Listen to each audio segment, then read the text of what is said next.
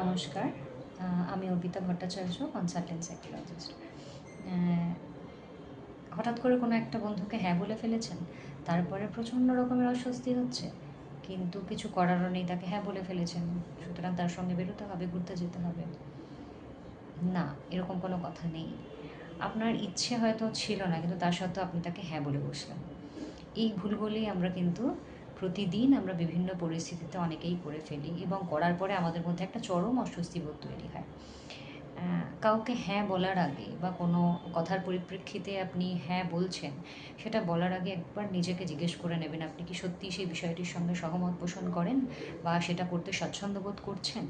যদি না বোধ করেন, তাহলে আপনি সবসময় আমার মনের কথা শুনবেন আপনার, এবং আপনি তাকে না বলবেন। না বলতে পারাটা ভীষণ ইম্পর্ট্যান্ট একটা জায়গা জীবনের পথে চলতে গেলে। আমাদের প্রত্যেকের নিজেদের একটা বাউন্ডারি আছে, এবং এই বাউন্ডারিটা আমাদের প্রতিটা মানুষের মেনে চলা খুব দরকার। অন্য মানুষকে খুশি করতে নয়, নিজেকে খুশি করতে এবং নিজেকে সম্মান করতে। যে জিনিসগুলো করতে পছন্দ করেন না বা যেই বিষয়ের সঙ্গে আপনি কোনোভাবেই সহমত পোষণ করছেন না, সেখানে না বলার মাধ্যমে আপনি কিন্তু নিজেকে সম্মান দিলেন, এবং নিজের ব্যক্তিসত্তার নিজের ব্যক্তিত্বের একটা ইম্পর্ট্যান্ট একটা জায়গা এটা।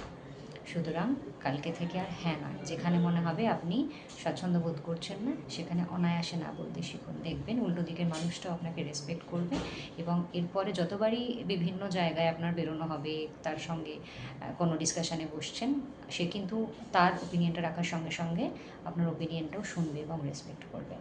এটার মাধ্যমে আপনি নিজেকেও কিন্তু রেসপেক্ট করতে শিখবেন। নমস্কার।